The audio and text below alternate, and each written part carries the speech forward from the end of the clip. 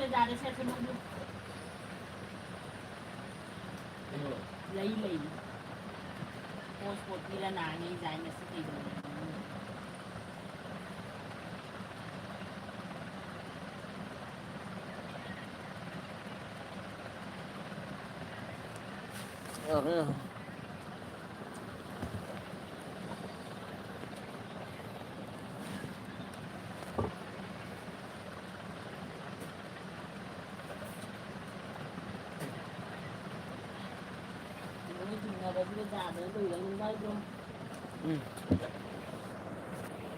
ba sẽ đi đâu làm phần nhưng ba đi đâu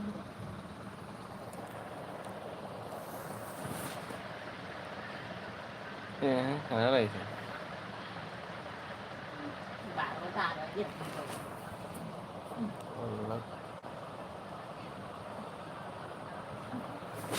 một con nghe đó mà cung muốn nó cái như máy nó không về được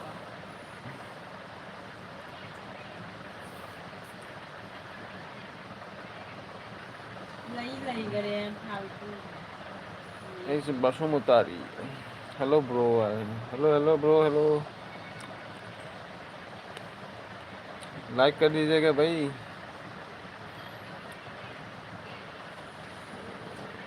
इमा इसे भी चला Uma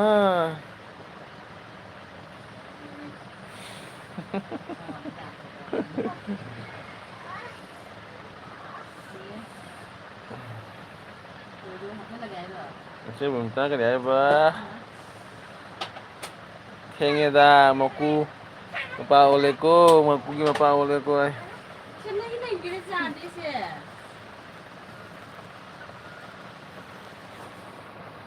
cậu sang lên đi chứ mà tâm phẳng được tôi आप कहाँ से हो मैं आसाम से हूँ भाई आप कहाँ से हो dulu lah ya dulu anh này chấp lại chứ chấp nó lại sẽ tại điều nó sẽ năng nó này con lâu nó thôi cũng bảo ta là nhìn mà ngang này Dugay ichi bam chana kare ba ngasi maku mama su lakti ai maku mama ngasi kare res lo re ayo na tau re ngasi Dugay dulu na kare ba itai ma kumai taro do kumai taro oi do ai Basmati Assam कहाँ से district bro मेरा permanent address में कलिंगत district से हूँ और मैं अभी गुवाहाटी में रहता हूँ तो भाई dulu na kaya nini pakang nina laisabi tidini hing sigay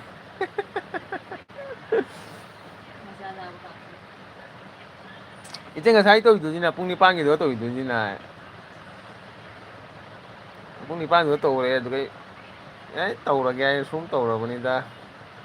sau nó quay che xuống tàu thì mà tâm chắc cái mà em sẽ biết tàu bọn nó mai mà tâm đã tàu mình đã vào thì được một tay ta đấy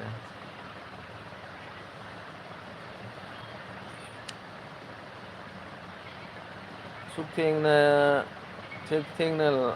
na siga Elvina Charong yali ko ay Basmati में Chirang business bro ओ चिरांग पता है तो गए कहीं ना करे बस दुलू ना करे आई मऊ थी दे इतने मदा है रो अंगक पनी है आई मऊ थी दे अंगक पनी है इतने माय तो गए इचे बमता करे बस आई फजना याव बा नमऊ दरे हो इचे करीम काय दे इचे करीम साउ दे को जाओ दे तो मेगी मतम पुथोगा एलबीदा लापदो अदुना फंदिनेस Dugay chibo dula makulay ba o na lagnan ko makulay bi o na laglan ko ay Dugay tanu ichi sulay ni I am coming ay Chia lagalay ichi tanu tap tap lau tani ko masa duga ondaradi ko duga doluna kare ni ne bemcha ai noksan kare duga tanui chena kare 3 like thank you tanui je kai jang chage तू मेरा दिल तुमको मकू लेसाबी हाइबनी को दुलाई मकू लेसाबी हाइबनी को दुलाई दुगा तनु तना आजे इंगोंदा कना थीना हाइरा करी आजे इंगोंदा कना थी हरक को आजे इंगोंदा खना थी हरक कनु को आई खना थी वायरक कनु आई जमनी चे बम थारा उरो बम इचे तनु न करे इचे बेमदा करे बा तनु मकू मौ ओले आई दुगे तनु तना चे बेमचा ओले आई दुगे गी दुलुना करे निने बेमचा लेसाबी अफबी ओइरदी काइदे दा फदद्रसु आई दुगे इचे बेमचा न करे बा तनु कितौला गिनो आई आज राइस फ्राइस एंड मंचूरियन चाहिए राइस फ्राई का मंचूरियन चाहिए ओ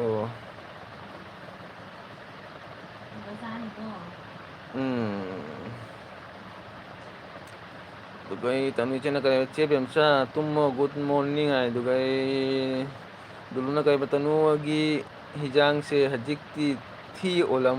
मनी आई थी ओलम मनी ngसाina चाराबनिना थी ओलम मनी दुगई चे बेमसा करे बा sak थेंगलागा केदिगी मकू लेसाबी फबनिदा सुक थेंगलागा कायदे मकू लेसाबी फंगबनिदा दुगई इचे बेमचा न करे बा तुमगे थेंगे को बाय गुड नाइट ओ इचे तुमो दुगई गी दुलुना का नीने बेमचा दुसु खंताबा याय हेलोय अतोंबी थीरमी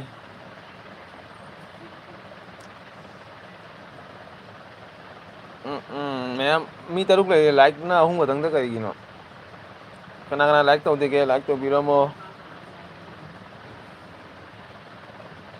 एगी समने सांग अमानि ने कथत तारी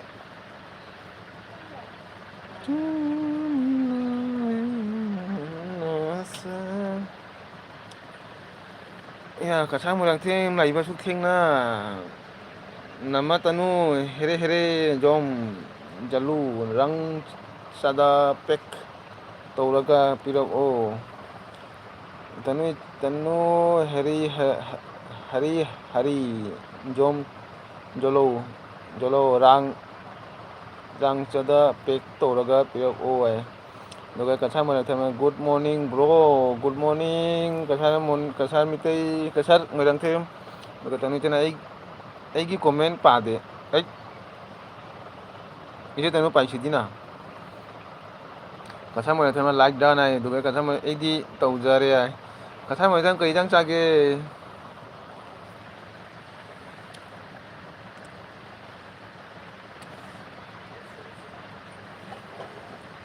ऊपर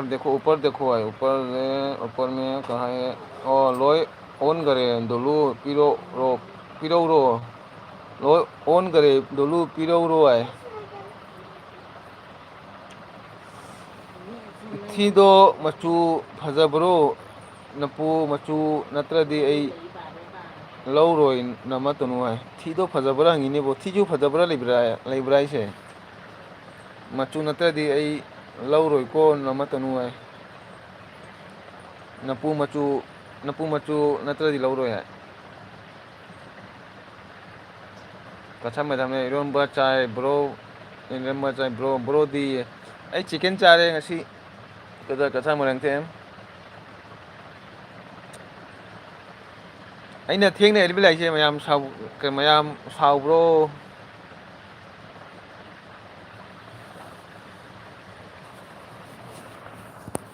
ꯑꯩꯅ ꯊꯦꯡꯅ ꯑꯦꯜꯕꯤ ꯊꯥꯏꯁꯦ ꯃꯌꯥꯝ ꯋꯥꯔꯧꯕ꯭ꯔꯣ ꯍꯥꯏꯕ? ꯗꯣꯂꯨ ꯂꯥꯏꯠ ꯄꯤꯡ ꯀꯂꯔꯅꯤ ꯗꯣꯂꯨ ꯄꯤꯔꯛꯀꯦ꯫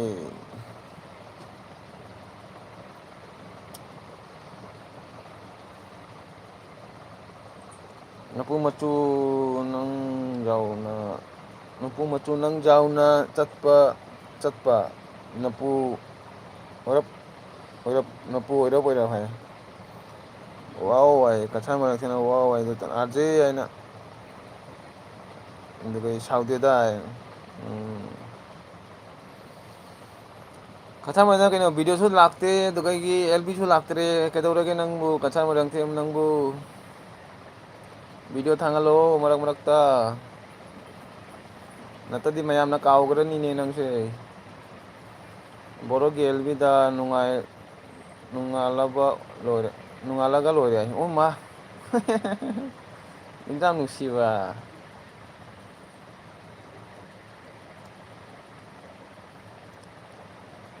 ꯀꯁꯥꯔꯃꯔꯛꯊꯦꯝ ꯚꯤꯗꯤꯑꯣ ꯊꯥꯒꯠꯂꯣ꯫ ꯅꯃꯇꯅꯨ ꯑꯩ ꯃꯆꯨ ꯐꯖꯗ꯭ꯔꯗꯤ ꯂꯧꯔꯣꯏꯀꯣ ꯃꯅꯝꯁꯨ ꯁꯦꯠ ꯁꯦꯠ ꯂꯥꯎꯕ ꯇꯥꯅꯤ ꯍꯥꯏ꯫ ꯑꯁ ꯅꯪ ꯃꯅꯝꯁꯨ ꯅꯝꯕ꯭ꯔꯥ ꯍꯥꯏꯁꯦ?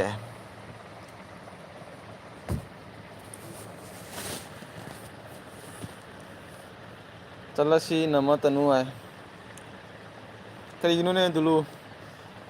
ꯆꯠꯂꯁꯤ ꯍꯥꯏꯅꯤ꯫ ꯍꯦꯠ ꯄꯨꯡ ꯕꯥꯔꯣ ꯇꯥꯔꯦ꯫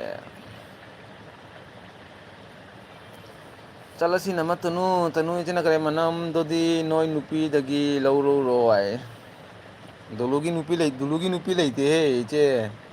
ꯗꯨꯂꯨꯒꯤ ꯅꯨꯄꯤ ꯑꯃ ꯁꯦꯝꯕꯤꯌꯨꯅꯦ꯫ ꯕꯣꯔꯣꯁꯦ ꯌꯥꯝ ꯋꯥꯔꯕꯅꯤ ꯑꯦꯜꯕꯤ ꯂꯥꯛꯃꯟꯅ ꯋꯥꯔꯦꯕ ꯃꯌꯥꯡ ꯀꯪꯉꯝꯃꯅꯤꯅꯦꯕꯣ ꯍꯥꯟꯅꯗꯒꯤ꯫ ꯑꯩ ꯍꯌꯦꯡ ꯃꯣꯔꯅꯤꯡꯗ ꯗ꯭ꯌꯨꯇꯤ ꯂꯩ ꯍꯥꯏ꯫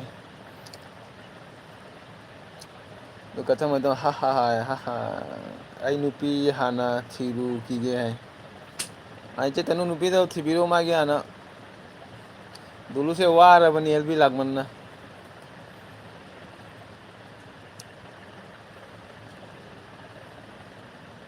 ꯀꯥꯏꯗꯒꯤ ꯅꯤꯅꯤ ꯍꯥꯏꯅ ꯅꯤꯂꯤꯒꯤ ꯃꯇꯨꯡꯗ ꯇꯥꯟꯅꯔꯝꯕꯗꯣ ꯊꯃꯣꯏ ꯀꯥꯏꯒꯔꯦ ꯗꯨꯂꯨꯁꯦ꯫ ꯗꯨꯂꯨꯁꯦ ꯖꯩꯃꯟꯅ ꯃꯌꯥꯡ ꯀꯪꯉꯤꯅꯤ ꯍꯥꯏꯌꯦ꯫ ꯀꯁꯥꯔꯃꯔꯛꯇꯅ ꯕꯣꯔꯣꯗꯤ ꯃꯌꯥꯝꯒꯤ ꯕꯣꯔꯣꯅꯤ ꯌꯥꯝꯅ ꯅꯨꯡꯁꯤꯕ ꯕꯣꯔꯣ꯫ ꯀꯁꯥꯔꯃꯔꯛꯇꯦꯝ ꯑꯗꯨꯃꯥꯏ ꯍꯥꯏꯅꯨꯗ ꯏꯀꯥꯏꯀꯣ꯫ ꯑꯗꯨꯒ ꯗꯨꯂꯨꯅ ꯀꯔꯤ ꯊꯤꯒ ꯂꯣꯏꯅꯅ ꯅꯨꯄꯤꯗꯨꯁꯨ ꯄꯤꯔꯛꯑꯣ ꯅꯃꯇꯅꯨ ꯍꯥꯏ꯫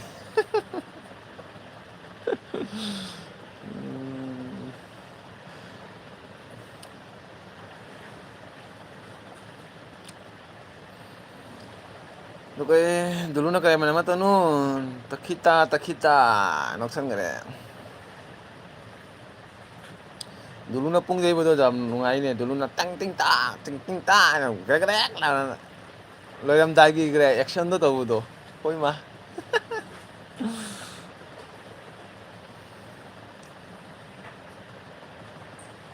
ꯇꯅꯨ ꯁꯤꯡꯍꯥꯅ ꯀꯔꯤ ꯇꯅꯨ ꯏꯆꯟꯅ ꯀꯔꯤ ꯍꯥꯏꯕ ꯃꯣꯏꯔꯥꯡ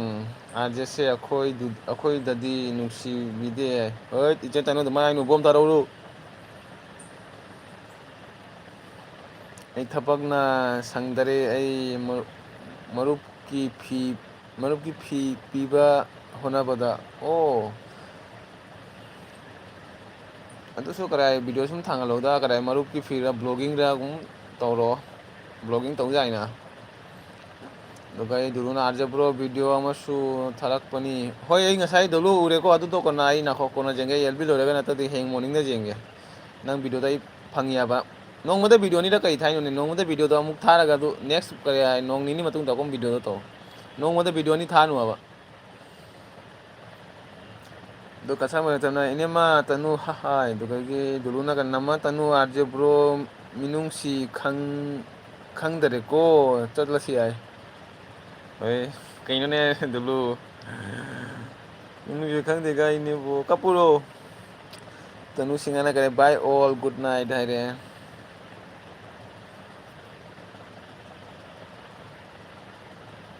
Tanu je chakanu ko. Natra di khangu bom nangduini aina. Okay dulu let's go ay dugai kachama tanu auction gare dugai dulu na kare namma tanu good night aina. Hai gare da kachama tanu auction gare. गाड़ी थौरी आई bro I गाड़ी थौरी है थुक थेंना कइनो ने जे पुंग 12 तारे जे बु गाड़ी थौई तो काय लेगे दुलु दंग बो जी याम थेंना गाड़ी थौनु दा मतम से जाम फत्ते को दुलु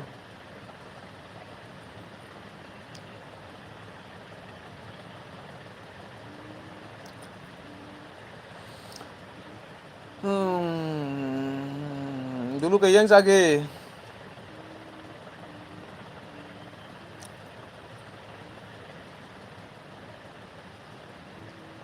गाड़ी गाड़ी थावना चतली हाइमी ब्रो एलबी दे गाड़ी थावना चतली हाइमी ब्रो एलबी दे ब्रो आए गाड़ी थावना चतली एलबी देगी आई एम कंफ्यूज हो गए ने कइनो आइ दुलु नाइ छे ngasi nga thongba chai jumdei porok local nga ro dulu local nga hawi ai di local nga chaning mana ai kra chalani nga pam de ai di local nga chungba hawi ba ai buki dagi nga ni aduna hawni dulu sigadi kaidagi buki nga no sigadi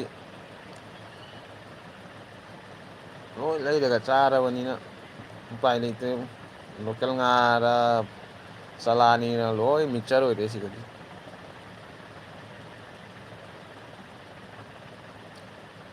ayukta pharaga poragi mi dulu nang kare blogging toro ne nang di koi bani na blogging toro aba koi ba khot pai blogging dugagi program kare akoi pungi program kari kari hoye su program toro ya ba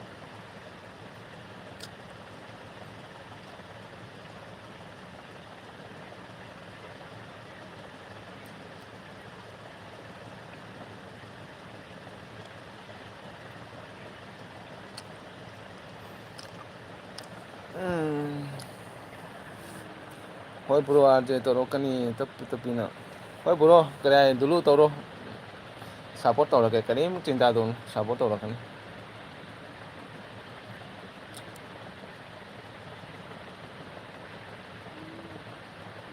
YouTube to khong thara di success hoiba taba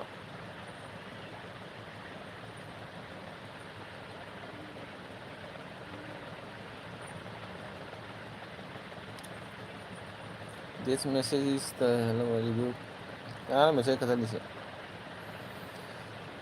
dulu aigi video yengde comment ga lakte iche tanu video su tangate nang na LB ai sum nei re nang nahan gi blogging video ta yengi na dugai video do kari ai sutang camera do sumai sumai suk jam leng bu dugan ne gyan men ta de aba video do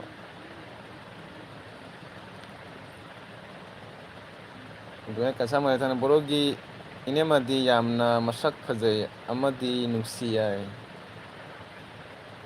phajabra kare ai kasam ai se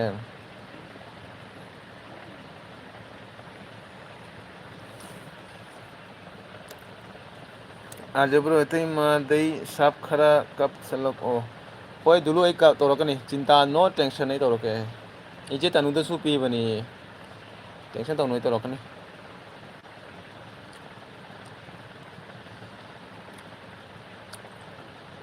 asalota singa haina kaya komen lakani ko adu do igi nupi ni mai dugai toroken nang tang khan dugai ai ma lai he komen ning thau lai e nang lai ra ba thangjo ai na tore ne tanu singa aje video to mayam lai ne ꯀꯔꯦ ꯃꯌꯥꯝ ꯂꯥꯏꯅ ꯑꯗꯨ ꯁꯦꯝꯕ ꯋꯥꯏꯅꯦ ꯏꯆꯦ ꯇꯅꯨ ꯀꯔꯤꯝ ꯋꯥꯗꯦꯗ ꯏꯆꯦ ꯇꯅꯨ ꯁꯨꯝ ꯇꯧꯔꯗꯤꯅꯦ ꯚꯤꯗꯤꯑꯣ ꯀꯔꯤꯝ ꯋꯥꯗꯦ ꯑꯍꯥꯟꯕꯗꯗꯤ ꯋꯥꯏꯀꯣ ꯑꯗꯨꯗꯣ ꯈꯔ ꯏꯗꯤꯠ ꯇꯧꯕ ꯈꯣꯠꯄ ꯇꯧꯕꯗ ꯈꯔ ꯋꯥꯏ ꯑꯗꯨꯗꯣ ꯁꯨꯝ ꯌꯨꯇꯨꯕꯇ ꯌꯦꯡꯉꯒꯅꯦ ꯚꯤꯗꯤꯑꯣ ꯈꯔ ꯏꯗꯤꯠ ꯀꯃꯥꯏꯅ ꯇꯧꯏ ꯑꯗꯨꯝ ꯌꯦꯡꯉꯒꯅꯤ ꯁꯨꯝ ꯍꯩꯔꯛꯀꯅꯤ ꯑꯗꯨꯗꯣ ꯑꯗꯨ ꯀꯔꯤꯝ ꯇꯦꯟꯁꯟ ꯂꯧꯅꯨ ꯑꯗꯨꯗꯣ ꯏꯆꯦ ꯕꯦꯝꯆꯥ ꯇꯨꯝꯗ꯭ꯔꯤꯕꯣ ꯏꯆꯦ ꯕꯦꯝꯆꯥ ꯇꯨꯝꯃꯣꯅꯦ तो कहीं दुलू ने खूब बाल लगिसे मोर खूब बाल লাগিছে মোরে দুলো কি অসমীয়া জানা নেকি তুমি ꯇꯅꯨꯆꯦꯅ ꯍꯧꯖꯤꯛ ꯇꯧꯔꯣ ꯑꯥꯔꯖꯦ ꯍꯌꯦꯡꯗꯤ ꯀꯥꯎꯔꯤ ꯕꯤꯖꯤ ꯑꯣꯏꯅ ꯍꯥꯏꯔꯤꯅꯤ ꯏꯆꯦ ꯇꯧꯔꯛꯀꯅꯤ ꯍꯣꯏ ꯀꯩꯅꯣꯗꯤ ꯅꯪꯒꯤ ꯃꯣꯕꯥꯏꯜ ꯂꯩꯕ꯭ꯔꯣꯗꯣ ꯏꯆꯦ ꯕꯦꯝꯆꯥꯅ ꯇꯨꯝꯃꯁꯤꯅ ꯅꯣꯏꯕꯨ ꯑꯗ ꯈꯨꯃꯟ ꯅꯤꯡꯊꯧꯅ ꯀꯣꯃꯦꯟ ꯑꯩꯉꯣꯟꯗꯩꯗꯤ ꯑꯅꯤ ꯌꯦꯡꯗꯦ ꯀꯩꯅꯣ ꯁꯨꯈ꯭ꯔꯦ ꯌꯥꯏ ꯅꯦꯠ ꯌꯥꯗꯦꯀꯣ ꯅꯪ ꯀꯣꯃꯦꯟ ꯑꯅꯤ ꯇꯨꯝꯃꯨꯔꯒ ꯁꯨꯈ꯭ꯔꯦ ꯀꯩꯗꯧꯔꯕ ꯑꯗꯨꯗꯒꯤ ꯅꯪ ꯀꯩꯅꯣꯅ ꯍꯣꯔꯦꯟ ꯀꯩ ꯍꯥꯏꯕ ꯆꯥꯛ ꯊꯣꯡ ꯌꯥꯏꯗꯅ ꯑꯩ ꯆꯠꯂꯦ ꯃꯣꯔꯅꯤꯡꯗꯩ ꯗ꯭ꯌꯨꯇꯤ ꯂꯩ ꯍꯥꯏ ꯃꯣꯔꯅꯤꯡ ꯗ꯭ꯌꯨꯇꯤ ꯂꯩ ꯁꯤꯕ꯭ꯔꯣꯖꯤꯉꯦ ꯃꯣꯕꯥꯏꯜ ꯂꯩꯕ꯭ꯔꯣꯅꯦ ꯅꯦꯠꯁꯨ ꯌꯥꯗꯦ ꯕꯦꯗꯦ ꯃꯣꯕꯥꯏꯜ ꯂꯩꯕ꯭ꯔꯣ ꯌꯦꯡꯉꯦ ꯅꯪ ꯑꯦꯜꯕꯤ ꯏꯆꯦ ꯃꯥ ꯇꯧꯔꯒ ꯇꯨꯝꯕ ꯌꯥꯗ꯭ꯔꯦ ꯍꯥꯏ ꯏꯆꯦ ꯀꯔꯤꯒꯤ ꯇꯨꯝꯕ ꯌꯥꯗꯔꯤꯅꯣꯅꯦ ꯃꯃꯤꯠꯇꯣ ꯎꯏꯁꯜꯂꯣ ꯂꯣꯏ ꯇꯨꯝꯕ ꯌꯥꯅꯤꯌꯦ ꯅꯦꯠ ꯌꯥꯗꯦ ꯂꯩꯌꯦ ꯅꯪ ꯑꯦꯜꯕꯤ ꯇꯧꯕꯗꯨꯗ ꯑꯗꯨꯒ ꯈꯨꯃꯟ ꯆꯦꯟꯅꯦꯜ ꯈꯨꯃꯟ ꯊꯥꯡꯖꯧ ꯑꯩꯉꯣꯟꯗꯗꯤ ꯁꯞꯄꯣꯔꯠ ꯇꯧꯕꯤꯔꯛꯇꯦꯀꯣ ꯁꯛ ꯃꯥꯏ ꯌꯦꯡꯉꯤꯀꯣ ꯍꯩꯠ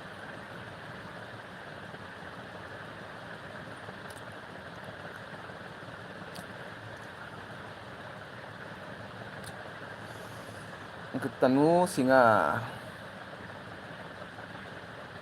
ꯏꯆꯦ ꯇꯅꯨꯗ ꯇꯧꯒ꯭ꯔ ꯃꯥꯜꯂꯦ ꯈꯪꯗꯦꯅ ꯍꯧꯖꯤꯛ ꯌꯦꯡꯒꯦ ꯑꯩꯈꯣꯏꯒꯤ ꯏꯆꯦ ꯕꯦꯝꯆꯥꯏꯅ ꯅꯣꯛꯁꯟꯈ꯭ꯔꯦ ꯇꯅꯨ ꯏꯆꯦꯅ ꯏꯆꯦ ꯕꯦꯝꯆꯥꯏꯅ ꯗꯥꯟꯁ ꯇꯧꯔꯦ ꯏꯆꯦ ꯕꯦꯝꯆꯥꯏꯅ ꯀꯔꯤ ꯆꯠꯂꯦꯀꯣ ꯒꯨꯗ ꯃꯣꯔꯅꯤꯡ ꯍꯥꯏ ꯈꯨꯃꯟ ꯅꯤꯡꯊꯧꯅ ꯀꯣꯃꯦꯟ ꯐꯖꯅ ꯄꯥꯕꯤꯔꯛꯎꯀꯣ ꯍꯥꯏ ꯄꯥꯔꯛꯏ ꯑꯗꯨꯗꯒꯤ ꯇꯅꯨꯆꯦꯅ ꯀꯤꯡ ꯒꯨꯗ ꯃꯣꯔꯅꯤꯡ ꯍꯥꯏ ꯑꯗꯨꯒ ꯀꯆꯥ ꯃꯔꯥꯡꯇꯦꯝ ꯍꯥ ꯍꯥ ꯍꯥꯏ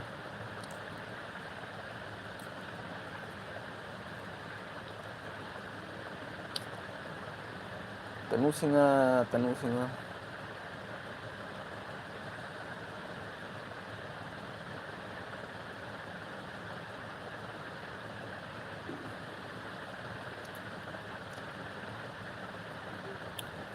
ꯒꯨꯗ ꯃꯣꯔꯅꯤꯡ ꯆꯦ ꯇꯅꯨ ꯍꯥꯏ ꯑꯗꯨꯒ ꯀꯁꯥꯔ ꯃꯔꯛꯊꯅ ꯕꯣꯔꯣꯒꯤ ꯆꯍꯤ ꯀꯌꯥ ꯁꯨꯔꯒꯦ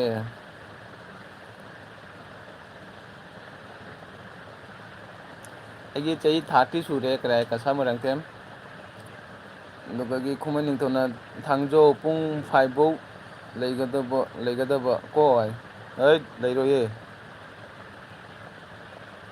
ꯇꯅꯨꯖꯅ ꯃꯣꯏꯔꯥꯡ ꯅꯥꯏꯈꯣ ꯍꯥꯏꯗꯣꯛꯀꯦ ꯅꯃꯅ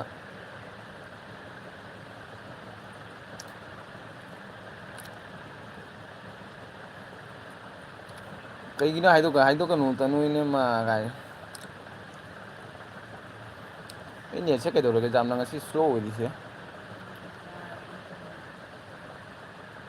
ꯑꯗꯨꯝ ꯍꯥꯏꯗꯤ ꯅꯪꯒꯤꯗꯣ ꯂꯣꯏꯔꯒ ꯌꯦꯡꯉꯣ ꯑꯣ ꯍꯣꯁꯄꯣꯠ ꯑꯣꯟ ꯇꯧꯔꯝꯗꯦꯅꯦ ꯍꯣꯠꯁꯄꯣꯠꯇꯤ ꯑꯣꯟ ꯇꯧꯗ꯭ꯔꯤ ꯑꯗꯨꯒꯅꯦ ꯀꯩꯒꯤꯅꯣ ꯆꯠꯄꯤꯗꯣ ꯑꯗꯨꯒ ꯑꯣ ꯑꯩꯅ ꯀꯆꯥ ꯍꯥꯏꯗꯣ ꯃꯇꯅ ꯑꯣ ꯃꯥꯟꯗꯦ ꯍꯥꯏ ꯃꯥꯟꯗ꯭ꯔꯣ ꯑꯩꯁꯦ ꯆꯍꯤ 30 ꯑꯗꯨꯒ ꯈꯨꯃꯟ ꯂꯩꯇ꯭ꯔꯗꯤ ꯂꯥꯏꯅ ꯁꯤꯖꯅꯤ ꯂꯩꯇ꯭ꯔꯗꯤ ꯂꯥꯏꯅ ꯁꯥꯏꯖꯅꯤ ꯍꯥꯏ ꯕꯨꯠ ꯊꯥꯔꯛꯎꯔ ꯅꯪꯗꯨꯒ ꯑꯩ ꯉꯥꯡꯁꯤ ꯒꯨꯂꯤ ꯆꯥꯔꯕꯣ ꯍꯥ ꯅꯥꯕꯟꯖꯥꯅꯤ ꯌꯥꯔꯅꯤ ꯍꯣꯠꯁꯄꯣꯠ ꯑꯣꯟ ꯇꯧꯒꯦ ꯑꯥꯔꯖꯦ ꯅꯪꯅ ꯀꯩꯁꯨꯝ ꯈꯪꯉꯣꯏ ꯑꯥꯔꯖꯦ ꯅꯪꯅ ꯀꯩꯁꯨꯝ ꯈꯪꯉꯣꯏ ꯍꯥꯏ ꯀꯔꯤ ꯋꯥꯔꯤꯅꯣ ꯍꯥꯏꯁꯦ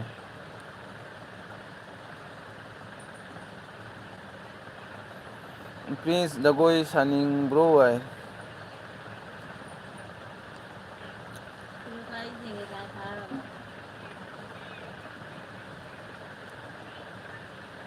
ꯇꯨ ꯏꯆꯦ ꯇꯅꯨꯒꯤ ꯚꯤꯗꯤꯑꯣ ꯐꯖꯅ ꯎꯗ ꯃꯥꯜꯂꯦꯅꯦ ꯀꯥꯏꯗꯅꯣ ꯑꯩ ꯃꯣꯕꯥꯏꯜꯁꯤꯁꯨ ꯀꯩꯅꯣ ꯇꯧꯔꯤꯁꯦ ꯋꯥꯏꯠ ꯂꯥꯛꯑꯦ ꯕ꯭ꯂꯥ ꯆꯠꯂꯦ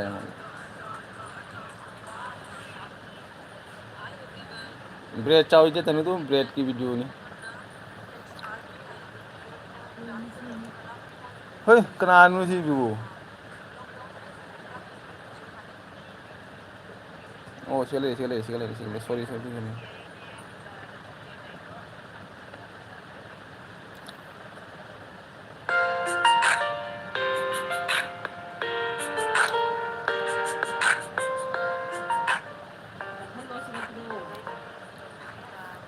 वीडियो था तंगरे दुगाई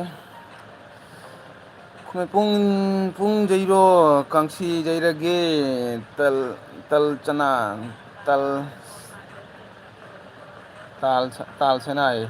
दुगाई कथा मने तनु इनेमा हाइदोक ओ करी वानो हाइदोक वाई कसा मोजां थेमा हाइदोक Y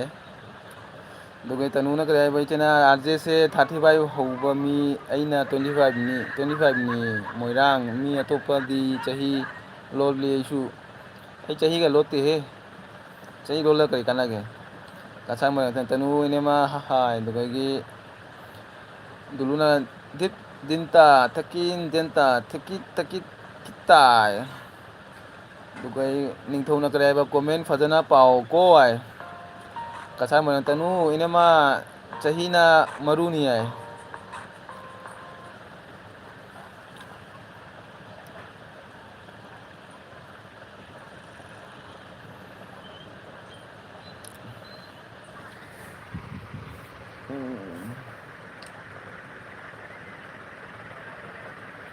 khoi tana moirang them tumu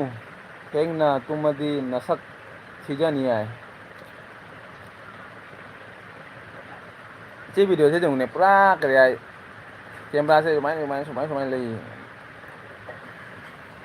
ai bay vào cái याद रे duty lấy morning da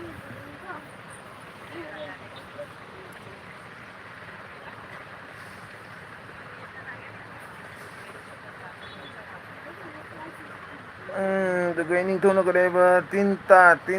tadi tat gin ano lao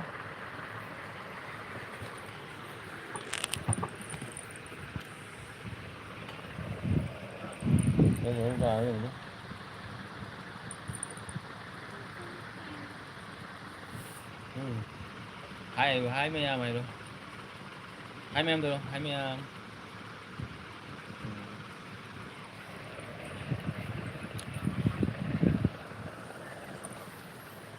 आजे नंग नंदांग द क्वा चारी करीगी नो जा दुगा अइना सुजल लगी है इजे चचारा का सारी नी दा नखो लो इदरी नखो ने बेटे आई जी मिया में पुरवाई दुगी नखो मा मोबाइल तारे तू पाई से नंग पाई दी जा रो नंग पाई tất cả đi rồi chú giờ nó đừng जा नंग पाई दी जा रो rồi chưa papa nu si papa comment pagi se mi comment tau em ni nếu comment tau phía đến ni nếu nữa rồi comment ta cái bằng pung lon khara phajai ai rồi tao nói trên chân chân cv chụp đâu xe mobile đồ rồi chụp mobile đồ mà cho thấy bi ai nó cái này cầu đấy mà muốn nó cầu đấy đâu cái cái này dulu na yes prince by ai rồi kasa mà tên là comment bro na cd tumning diri bro tumo masak na kari tawni sak phajaraga karisu kana de thinchan kari tin chan abani ai masak phajana karing kana de thamoi phajagani thamoi sengandani dugagi chebemta kare ba hero na ngarang gani haina tuminna changlaki ni ko ai iche tanuge kana video lo re ko ai comment oram ge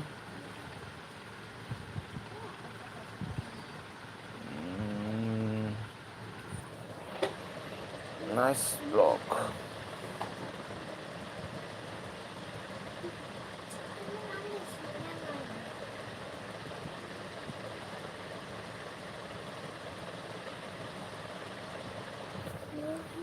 इसे तनु gift तौग्रबनी मसक थीबना लोरेबो मकोइसेगा मसकसेगा तानादरेना नुका खमेन इतना करेबा Moirang them हा हा हाय नोसंगे दुदगी नुंथौना करेबा आइगी थमोई हिंदा सें करी सेंगमना नुपी फंगदरे आइगी थमोई असेंबदना सेंगमना नुपी फंगदरे सेंमन्ना सेक आइगी करे थमोई सेंमन्ना नुपी फंगदरे आइ माने दुगई तनु सिंगा इचेना करेबा चेपेमचा याद्री आइ दुगई तनु इचेना करेबा ओह चेपेमचा आइ कसा अदुना थमोई सेंगना मथौ ताय आइ चुम्मी न करेना आइसे कसा मोइरांग थेम नाइसे दुगई कनादा तो गिफ्ट पीदोगे कसा मोइरांग थेम दा पीगे को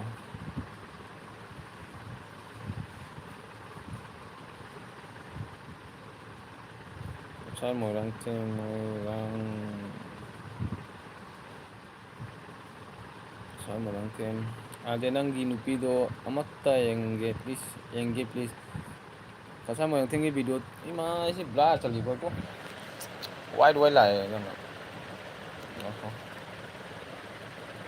उब्रा सिजे उब्रा उद्रा खंगदरेने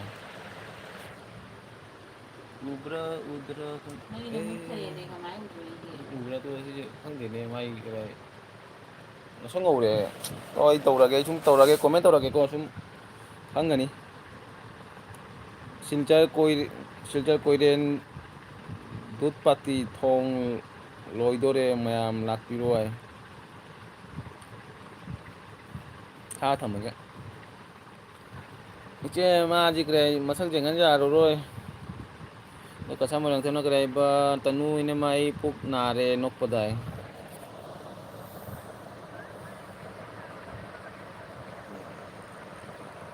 से अनौबा ब्रिज सिसे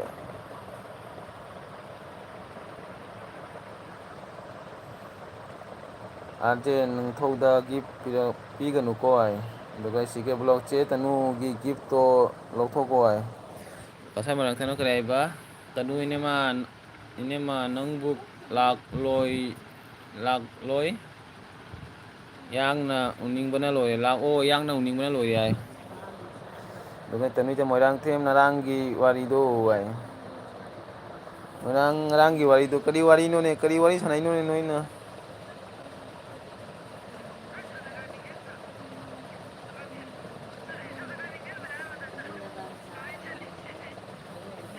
ओके मॉर्निंग है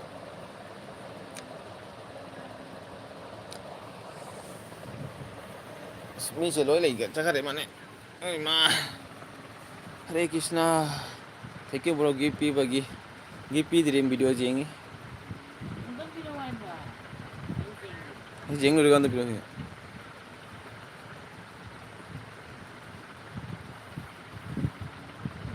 वीडियो स्किप तो नुको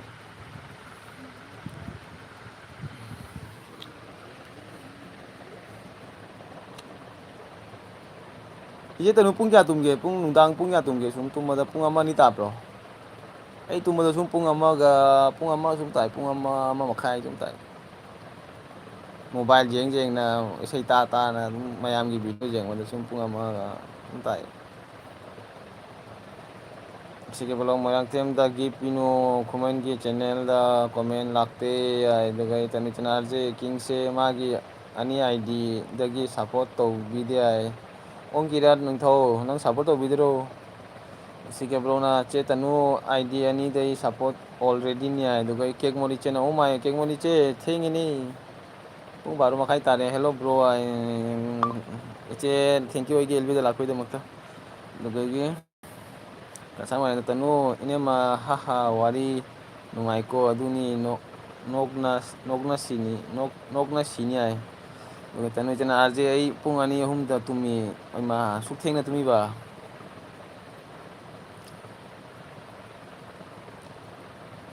dugai king comment kakte ay dugai tanu jana lakte ay tau tau ramai macin thirang mani kira king se ꯏꯆꯦꯗ ꯀꯔꯥꯏ ꯃꯆꯤꯟ ꯊꯤꯔꯝꯒꯅꯤ ꯃꯥ ꯏꯆꯦ ꯀꯦꯛꯃꯣꯠ ꯀꯩ ꯏꯟꯖꯥꯡ ꯆꯥꯒꯦ ꯏꯆꯦ ꯀꯦꯛꯃꯣꯠ ꯀꯗꯥꯏ ꯁꯤꯜꯆꯔ ꯂꯩꯔꯤꯔ ꯅꯪ ꯀꯗꯥꯏ ꯍꯜꯂꯕꯣ ꯗꯤꯜꯂꯤꯗ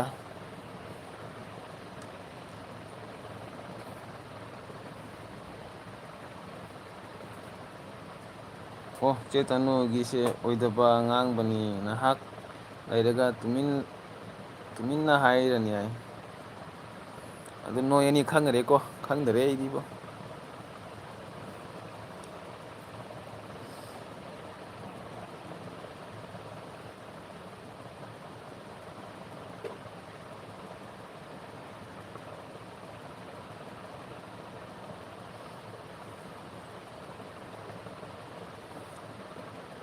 ꯍꯌꯦꯡ ꯗꯤꯜꯂꯤ ꯍꯟꯒꯅꯤ ꯑꯣ ꯁꯤ ꯀꯦꯕꯂꯣꯅ ꯀꯔꯤꯕ ꯆꯦ ꯇꯅꯨ ꯑꯗꯨꯃꯥꯏꯅ ꯍꯥꯏꯅꯨ ꯚꯥꯏ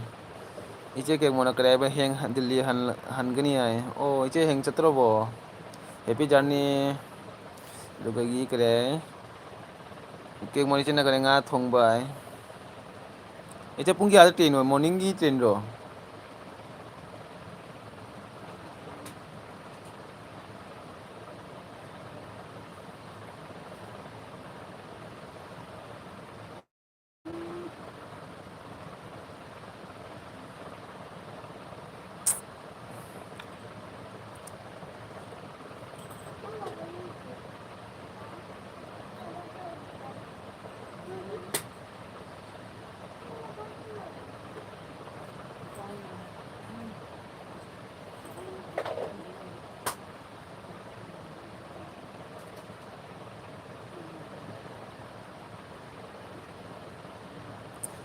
ꯀꯨꯅꯥꯜ ꯍꯥꯊꯤꯗꯤ ꯀꯅꯥꯅꯣ ꯗꯣꯛ ꯀꯥꯏꯔꯤꯅꯦ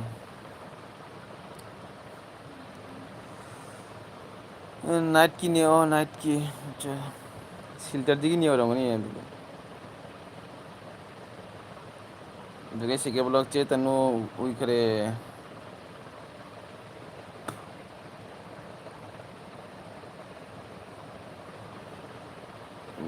ꯗꯣꯛ ꯃꯦ ꯍꯨ ꯀꯣꯅꯥꯜ ꯍꯥꯇꯤꯌꯥ ꯗꯣꯛ ꯃꯦ ꯍꯨ ꯑꯗꯨꯒ ꯑꯥꯔꯖꯦꯅ ꯇꯨꯝꯅꯤꯡꯉꯦ ꯍꯥꯏ ꯆꯦ ꯇꯅꯨ ꯇꯨꯝꯅꯤꯡꯉꯕꯣ ꯆꯦ ꯇꯅꯨ ꯇꯨꯝꯈꯤꯔꯣꯏ ꯇꯨꯝꯈꯤꯗꯣꯔꯦꯗꯣ ꯎꯔꯕ ꯑꯩꯅ ꯍꯥꯏꯕꯗꯣ ꯏꯆꯦ ꯇꯅꯨ ꯄꯨꯡ ꯑꯅꯤꯗ ꯇꯨꯝꯃꯤ ꯍꯥꯏꯗꯨꯗꯤꯅ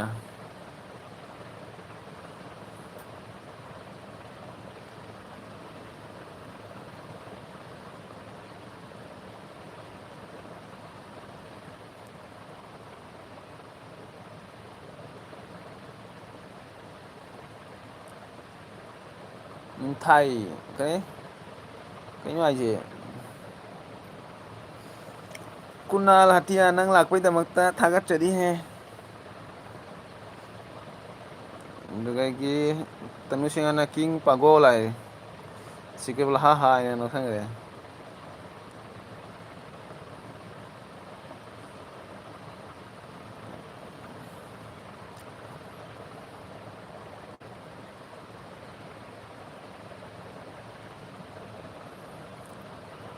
ꯀꯨꯅꯥꯜ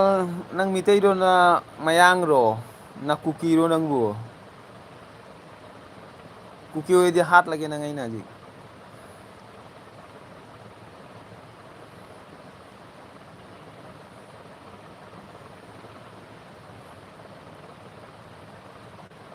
ꯑꯣꯏꯗꯕ ꯍꯥꯏꯅꯨ ꯆꯦꯠꯇꯅꯨ ꯍꯥꯏ ꯑꯗꯨꯒ ꯑꯩ ꯀꯤꯡ ꯄꯥꯒꯣꯜ ꯑꯗꯨꯒ ꯁꯤ ꯀꯦꯕꯂꯧꯅ ꯍꯥꯏ ꯑꯗꯨꯒ ꯑꯃ ꯗꯣꯂꯣ ꯇꯨꯝꯗ꯭ꯔꯤꯕꯣ ꯅꯪꯕꯨ ꯆꯠꯂꯒꯦ ꯆꯠꯂꯒꯦꯗ ꯍꯥꯏꯅꯤꯔꯦ ꯅꯪꯅ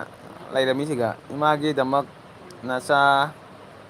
ꯅꯄꯔꯤ ꯂꯩ ꯀꯩ ꯅꯄꯥꯔꯤ ꯂꯩꯖꯩ ꯍꯥꯏ ꯍꯥꯏ ꯃꯌꯥꯝ ꯍꯥꯏ ꯀꯅꯥꯜ ꯍꯥꯏꯗꯔꯦ ꯍꯥꯏꯗꯔꯦ ꯍꯥꯏ ꯃꯤꯇꯩꯅꯤ ꯁꯤꯁꯤꯗꯤ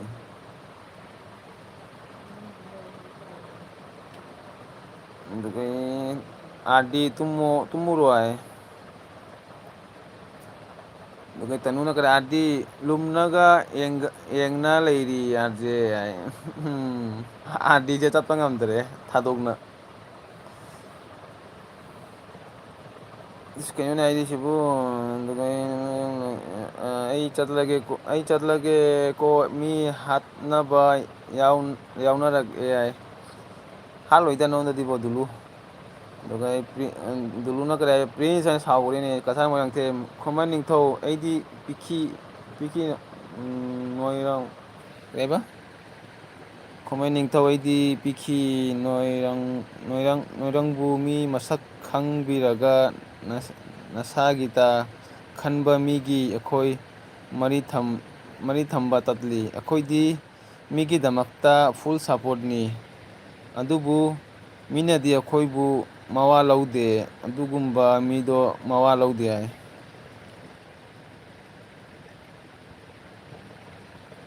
ꯉꯁꯥꯏ ꯃꯣꯏꯔꯥꯡꯊꯦꯝ ꯌꯥꯝ ꯁꯥꯎꯔꯦ ꯗꯨꯂꯨꯅ ꯀꯔꯤ ꯅꯃꯥ ꯇꯅꯨ ꯍꯥꯏꯅ ꯌꯦꯡꯗ ꯇꯅꯨ ꯑꯣꯟ ꯑꯗꯨꯒ ꯏꯃꯥꯒꯤꯗꯃꯛ ꯂꯩꯔꯦ ꯑꯥꯔꯗꯤ ꯇꯨꯝꯃꯨꯔꯣ ꯍꯥꯏ ꯀꯦꯛ ꯃꯣꯠ ꯑꯣꯟ ꯍꯥꯏ ꯂꯣꯏꯔꯕ ꯚꯤꯗꯤꯑꯣꯗꯣ ꯂꯣꯏꯗꯦꯗ ꯍꯣꯏ ꯌꯥꯝ ꯃꯟꯗꯥ ꯂꯥꯛꯑꯃꯤꯅꯦ ꯃꯥꯏ ꯃꯟꯗꯥ ꯇꯨꯝꯗ꯭ꯔꯤꯕꯣ ꯅꯪꯕꯨ ꯄꯨꯡ 12:30 ꯇꯥꯔꯦꯅꯦ ꯎ ꯃꯥꯏ ꯎꯃꯥ ꯑꯦꯠ ꯂꯥꯏꯛ ꯗꯥꯟ ꯍꯥꯏꯌꯦ ꯊꯦꯡꯀ꯭ꯌꯨ ꯑꯩꯒꯤ ꯑꯦꯜꯕꯤ ꯂꯥꯛꯄꯩꯗꯃꯛꯇ ꯃꯀꯨꯒꯤ ꯑꯦꯜꯕꯤꯅꯤ ꯅꯨꯡꯗꯥꯡꯗ ꯑꯗꯨꯒ ꯑꯩꯒꯤ ꯀꯔꯤ ꯍꯥꯏ ꯗꯨꯂꯨꯅ ꯀꯔꯤ ꯍꯥ ꯍꯥ ꯁꯧꯔꯛ ꯑꯣ ꯄ꯭ꯔꯤꯟꯁ ꯍꯥꯏ ꯑꯗꯨꯒ ꯄ꯭ꯔꯤꯟꯁꯅ ꯀꯔꯤ ꯍꯥꯏꯕ ꯃꯣꯏꯔꯥꯡꯊꯦꯝ ꯑꯗꯨꯃꯥꯏꯅ ꯅꯪꯒꯤ ꯑꯗꯨꯃꯥꯏꯅ ꯉꯁꯤ ꯅꯪꯒꯤ ꯚꯤꯗꯤꯑꯣ ꯌꯦꯡꯗꯦ ꯍꯥꯏꯅ ꯀꯔꯤꯝ ꯈꯟꯒꯅꯨ ꯉꯁꯤ ꯅꯠꯇ꯭ꯔꯒ ꯌꯦꯡꯉꯛꯀꯅꯤ ꯍꯥꯏ ꯑꯗꯨꯗꯒꯤ ꯗꯨꯂꯨꯅ ꯀꯔꯤ ꯃꯟꯗꯥ ꯅꯪꯅ ꯑꯃꯨꯛ ꯀꯔꯝꯗꯩ ꯐꯥꯎꯔꯛꯏꯅꯣ ꯍꯥꯏ ꯑꯗꯨꯗꯒꯤ ꯂꯣꯏꯔꯦ ꯄ꯭ꯔꯤꯟꯁꯅ ꯀꯔꯤ ꯍꯥꯏꯕ ꯑꯩꯗꯤ ꯑꯗꯨꯃꯥꯏꯅ ꯂꯣ ꯑꯅꯝꯕ ꯌꯦꯡꯉꯤ ꯑꯗꯨꯒ ꯃꯥꯟꯗꯥ ꯕ꯭ꯂꯣꯒꯅ ꯅꯣꯛꯁꯟꯈ꯭ꯔꯦ ꯇꯅꯨ ꯏꯆꯦꯅ ꯗꯨꯂꯨ ꯀꯣꯃꯦꯟ ꯇꯧꯈ꯭ꯔꯕꯅꯤ ꯌꯦꯡꯉꯨ ꯑꯩꯉꯣꯟꯗꯁꯨ ꯇꯧꯔꯣ ꯅꯠꯇ꯭ꯔꯗꯤ ꯅꯪ ꯈꯣꯛꯀꯤ ꯆꯥꯅꯤ ꯍꯥꯏ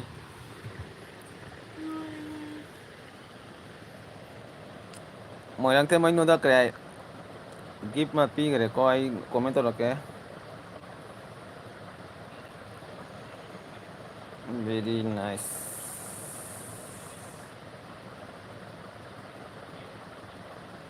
ꯑꯣ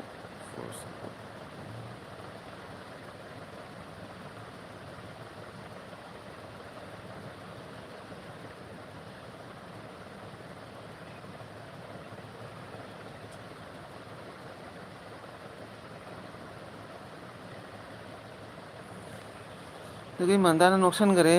ꯉꯁꯤ ꯅꯠꯇ꯭ꯔꯁꯨ ꯅꯤꯅꯤ ꯃꯇꯨꯡꯗ ꯚꯤꯗꯤꯑꯣ ꯌꯦꯡꯉꯤ ꯃꯤꯒꯤ ꯉꯁꯤ ꯅꯠꯇ꯭ꯔꯁꯨ ꯅꯤꯅꯤ ꯃꯇꯨꯡꯗ ꯚꯤꯗꯤꯑꯣ ꯌꯦꯡꯉꯤ ꯃꯤꯒꯤ ꯍꯥꯏ ꯑꯗꯨꯒ ꯑꯩ ꯃꯟꯗꯥꯅ ꯅꯣꯛꯁꯟꯈ꯭ꯔꯦ ꯃꯟꯗꯥ ꯀꯩꯅꯣ ꯅꯣꯏꯁꯤ ꯅꯪꯅ ꯑꯗꯨꯒ ꯑꯩ ꯃꯟꯗꯥꯅ ꯀꯔꯤ ꯍꯥꯏꯕ ꯗꯥꯔꯁꯦ ꯄꯨꯡ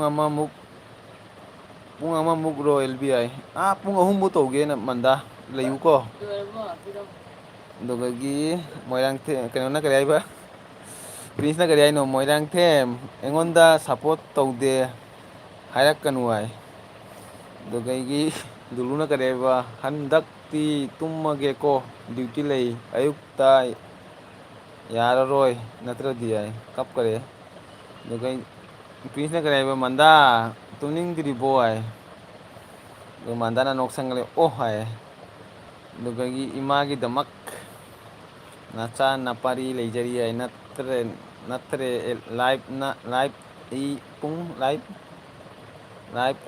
ꯄꯨꯡ 4ꯐꯥꯎ ꯄꯨꯡ 4ꯐꯥꯎ ꯂꯥꯏꯚ ꯇꯧꯒ ꯍꯥꯏꯌꯦ ꯇꯣꯅꯨ ꯏꯆꯟꯅ ꯀꯥꯏ ꯃꯣꯏꯔꯥꯡꯊꯦꯝ ꯍꯥꯏꯅ ꯅꯣꯛꯁꯟꯈꯔꯦ ꯃꯟꯗꯥꯅ ꯇꯨꯝꯃꯅꯤ ꯍꯥꯏ ꯑꯗꯨꯒ ꯃꯟꯗꯥꯅ ꯍꯧꯖꯤꯛ ꯍꯥꯏ ꯈꯣꯃꯩ ꯅꯤꯡꯊꯧ ꯌꯥꯔꯦ ꯌꯦꯡꯕꯤꯌꯨ ꯍꯥꯏꯗꯦ ꯅꯪꯅ ꯌꯦꯡꯗꯔꯒ ꯑꯩ ꯃꯌꯦꯡ ꯇꯥꯗꯕ ꯅꯠꯇꯦ ꯍꯥꯏ ꯃꯌꯦꯡ ꯇꯥꯒꯗꯕ ꯅꯠꯇꯦ ꯍꯥꯏ ꯀꯩꯅꯣ ꯅꯣꯏ ꯑꯅꯤ ꯈꯟꯅꯕ ꯍꯧꯅꯔꯕ ꯍꯥꯏꯁꯦ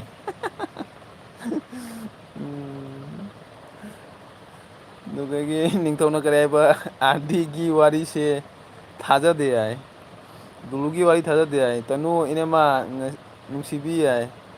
ꯑꯗꯨꯒ ꯃꯟꯗꯥꯅ ꯀꯔꯤ ꯍꯥꯏ ꯏꯃꯣꯖꯤ ꯄꯤꯍꯟꯈꯔꯦ ꯑꯗꯨꯗꯒꯤ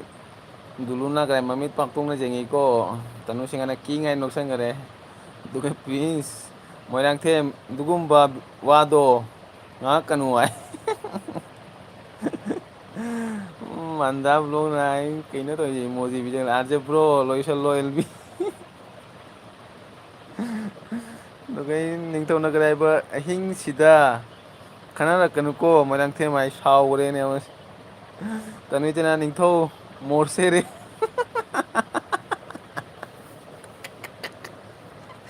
ꯅꯤꯡꯊꯧ ꯉꯁꯤ ꯁꯤꯔꯦ ꯍꯥꯏ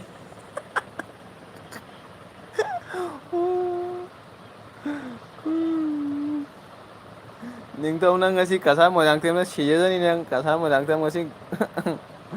ꯍꯥꯏ ꯄꯩꯁꯥꯗ ꯂꯩꯔꯤꯀꯣ ꯅꯪ ꯁꯤꯖꯖꯅꯤ ꯅꯪ ꯉꯁꯤ ꯗꯨꯂꯨꯅ ꯀꯔꯦ ꯃꯟꯊꯥ ꯇꯨꯝꯃꯨꯔꯣꯀꯣ ꯅꯪꯁꯨ ꯇꯨꯝꯃꯨꯔꯣꯀꯣ ꯅꯪꯁꯨ ꯍꯥꯏ ꯑꯗꯨꯒ ꯇꯟꯨꯏꯗꯅ ꯑꯥꯔ ꯖꯦ ꯑꯦꯜ ꯕꯤ ꯌꯥꯝꯅꯕꯨ ꯅꯨꯡꯉꯥꯏꯔꯤꯌꯦ ꯃꯟꯙꯥꯅ ꯎ ꯍꯥꯏ ꯑꯗꯨꯗꯒꯤ ꯄ꯭ꯔꯤꯟꯁꯅ ꯀꯔꯤ ꯍꯥꯏꯕ ꯃꯣꯏꯔꯥꯡꯊꯦꯝ ꯅꯪꯒꯤ ꯂꯥꯏꯐꯇ ꯑꯩꯅ ꯂꯥꯛꯄ ꯃꯇꯝꯗ ꯑꯩ ꯀꯣꯃꯦꯟ ꯍꯥꯏꯠ ꯇꯧꯋꯤ ꯍꯥꯏꯕꯗ ꯅꯪꯅ ꯇꯧꯕꯤ ꯀꯔꯤ ꯅꯪꯅ ꯇꯧꯕꯤꯈꯤꯕ꯭ꯔꯣ ꯍꯥꯏ ꯍꯥꯏꯕꯗ ꯅꯪꯅ ꯇꯧꯕꯤꯈꯤꯕ꯭ꯔꯥ ꯀꯣꯃꯦꯟ ꯍꯥꯏꯠ ꯇꯧꯋꯤ ꯍꯥꯏꯕꯗ ꯅꯪꯅ ꯇꯧꯕꯤꯈꯤꯕ꯭ꯔꯥ ꯑꯗꯨꯗꯒꯤ ꯗꯨꯂꯨꯅ ꯀꯔꯤꯕ ꯅꯝꯃ ꯇꯅꯨ ꯇꯨꯝꯃꯨꯔꯣ ꯍꯥꯏ ꯑꯗꯨꯒ ꯏꯆꯦ ꯇꯅꯨꯅ ꯀꯔꯤ ꯍꯥꯏꯕ ꯑꯣ ꯂꯩꯀꯥꯏ ꯂꯩꯀꯥꯏ ꯅꯤꯡꯊꯧ ꯍꯥꯠꯂꯣ ꯑꯩ ꯖꯒꯣꯏ ꯁꯥꯒꯦ ꯅꯤꯡꯊꯧ ꯅꯪ ꯁꯤꯔꯦ ꯉꯁꯤ ꯈꯪꯉꯨ ꯅꯪ ꯏ ꯀꯥꯔꯤꯀꯣ ꯃꯤ ꯗꯨꯂꯨꯅ ꯑꯩ ꯇꯨꯝꯃꯦ ꯑꯥꯔꯖꯦ ꯕ꯭ꯔꯣ ꯗꯨꯜꯂꯨ ꯇꯨꯝꯒꯅꯨ ꯄ꯭ꯔꯖꯥꯁꯤꯡꯅ ꯁꯥꯎꯇꯥꯔꯦ ꯇꯨꯝꯃꯨ ꯍꯥꯏ ꯑꯗꯨ ꯀꯁꯥꯔ ꯃꯣꯏꯔꯥꯡꯊꯦꯝꯅ ꯀꯔꯤ ꯈꯨꯃꯦꯟ ꯅꯤꯡꯊꯧꯗ ꯑꯩꯉꯣꯟꯗ ꯈꯨꯃꯦꯟ ꯅꯤꯡꯊꯧꯗ ꯑꯩꯉꯣꯟꯗ ꯋꯥ ꯉꯥꯡꯒꯅꯨ ꯍꯥꯏꯌꯨ ꯑꯩ ꯃꯠꯂꯕꯤ ꯃꯤ ꯍꯩꯅꯗꯦ ꯍꯥꯏ ꯃꯠꯂꯕꯤ ꯃꯤ ꯍꯩꯅꯗꯦ ꯍꯥꯏ ꯅꯤꯡꯊꯧ ꯀꯁꯥꯔ ꯃꯣꯏꯔꯥꯡꯊꯦꯝꯅ ꯀꯩꯅꯣ ꯍꯥꯏꯁꯦ ꯃꯥ ꯃꯠꯂꯕꯤ ꯃꯤ ꯍꯩꯅꯗꯦ ꯍꯥꯏ ꯈꯨꯃꯦꯟ ꯅꯤꯡꯊꯧ ꯋꯥ ꯉꯥꯡꯒꯅꯨ ꯍꯥꯏ ꯅꯪ ꯇꯅꯨꯖꯅ ꯀꯔꯤ ꯑꯥꯔꯖꯦ ꯑꯩ ꯈꯔ ꯖꯒꯣꯏ ꯁꯥꯔꯤ ꯍꯥꯏ ꯏꯆꯦ ꯖꯒꯣꯏ ꯁꯥꯎ ꯃꯟꯗꯥꯅ ꯀꯔꯤ ꯍꯥꯏꯕ ꯕ꯭ꯂꯨ ꯄꯤꯔꯛꯑꯣ ꯀꯥꯏꯗꯅꯣꯃꯦꯗꯥꯝ ꯑꯠꯆꯥ ꯕ꯭ꯂꯨ ꯄꯤꯔꯛꯑꯣ ꯍꯥꯏꯔ ꯃꯟꯗꯥ ꯄꯤꯒꯦ ꯄꯤꯒꯦ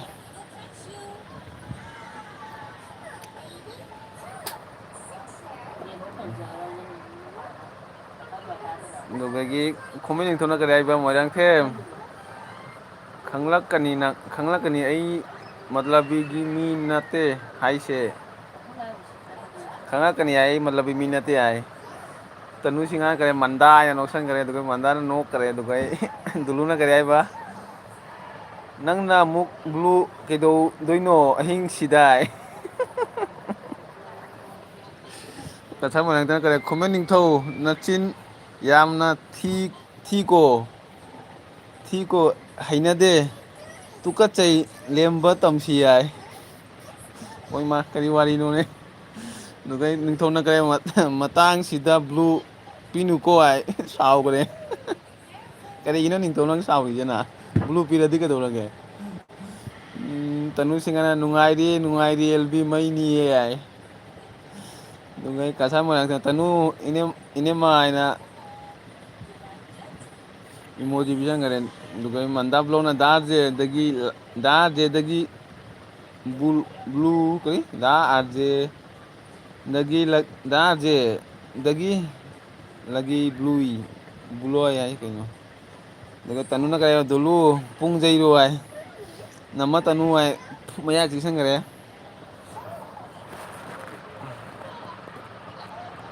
ꯅꯤꯡꯊꯧꯒ ꯃꯣꯏꯔꯥꯡꯊꯦꯝꯒ ꯀꯩ ꯇꯧꯅꯔꯒꯦ ꯅꯣꯏ ꯁꯥꯎꯅꯔꯤꯗꯣ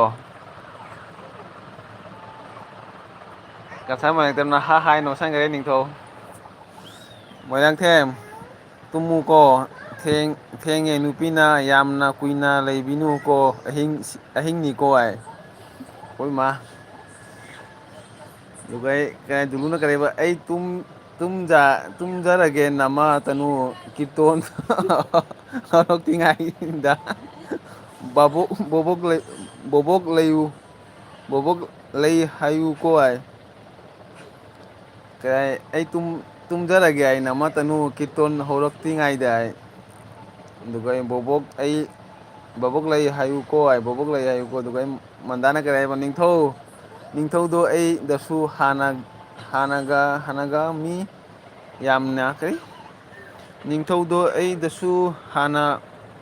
ꯒꯔꯝ ꯃꯤ ꯌꯥꯝꯅ ꯀꯔꯤ ꯉꯥꯡꯉꯝꯃꯤ ꯌꯥꯝꯅ ꯍꯥꯏꯕ ꯌꯥꯝꯅ ꯉꯥꯡꯉꯝꯃꯤ ꯍꯥꯏ ꯅꯤꯡꯊꯧꯅꯁꯨ ꯀꯔꯤ ꯃꯟꯗꯥꯗ ꯍꯥꯏ ꯅꯤꯡꯊꯧ ꯅꯪ ꯀꯔꯤ ꯃꯟꯗꯥꯁꯨ ꯉꯥꯡꯉꯝꯕ꯭ꯔꯥ ꯍꯥꯏ ꯊꯥꯡꯖꯧ ꯆꯥꯒꯦꯔꯣ ꯀꯁꯥꯔ ꯃꯣꯏꯔꯥꯡꯊꯦꯝꯅ ꯀꯔꯤ ꯀ꯭ꯋꯥ ꯆꯥꯔꯣ ꯀꯣꯃꯦꯟ ꯄꯥꯊꯔꯣ ꯍꯥꯏ ꯀ꯭ꯋꯥ ꯆꯥꯔꯛꯀꯦ ꯅꯥꯈꯣ ꯀꯔꯤ ꯍꯥꯏ ꯃꯣꯏꯔꯥꯡꯊꯦꯝ तनुना करे आरजे नंगी एलबीदा मणिपुर की कुकी का लान सुगना रे आई कुकी का मिते का लान सुगना रे माने आई कंग दरे कसा माइतन आई साउदी आई तनु इचना करे मंदा नौसन करे मंदाना नौसन करे निंथौना करे आइबा मोइरांग थे नुपीना थेंगना तुम्बी नुको आई ओइ मा kaya mo nang thêm ning thong nai ta bro theng na tung kon wai nupina doge blogger family hello ai blogger family welcome dugagi duluna kaya prince nangi kansi do horogo hai kangsi do horogo hai dugagi tanui chena kaya ba jogoi saraga full masti hai ai mandana kaya blogger family sabmi ai dugagi Prince na kaya ba manda tumo phenge leisabini ko sak thijan karani nupa na pambiroi konai hoi ma ningthau se kyam khangi nu ne ma khangi se dugai manda blog na noksan kare tanui chena ningthau ana jogoi sa kare mai ya blogger family ai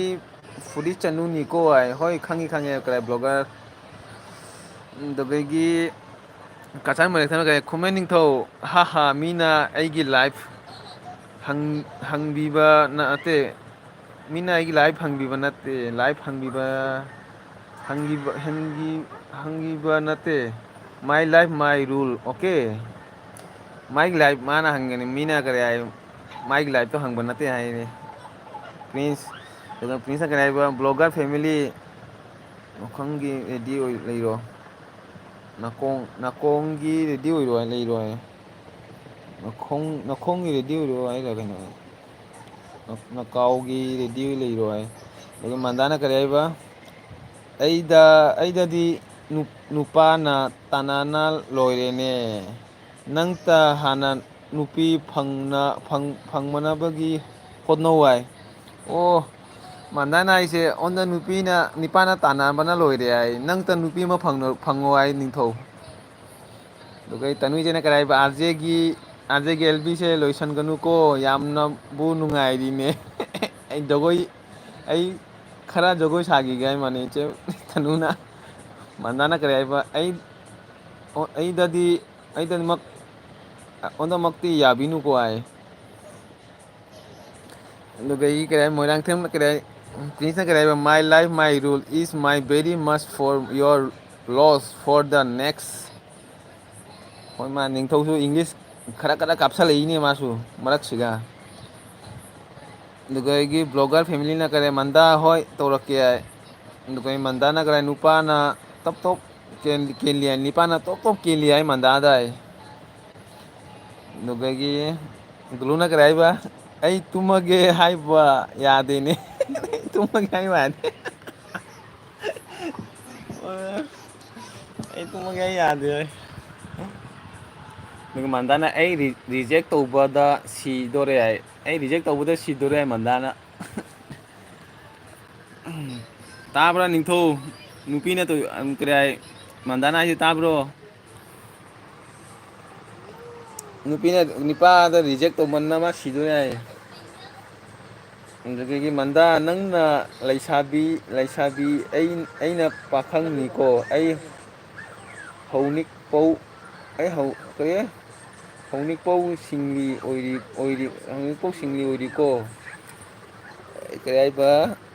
ai hojik pau single oiri ko ai hojik pau single oiri ko ai o kare prince hojik pau single ni ko mayam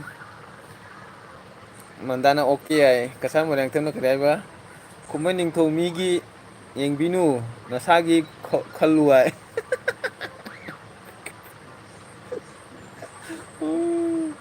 manda blong no e phadana manda ngasi phadana no e nungdang siga ahing siga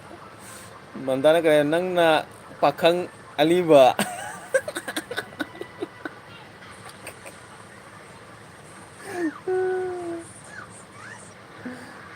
kaino ningthau nunda kaino hai se mayam se na nungagi pinsa kare ai ba manda ꯌꯦꯡꯅꯤꯡ ꯀꯔꯥꯏ ꯌꯦꯡꯉꯤꯅꯣ ꯀꯣꯏꯁꯨ ꯄꯥꯈꯪꯅꯤ ꯃꯟꯗꯥ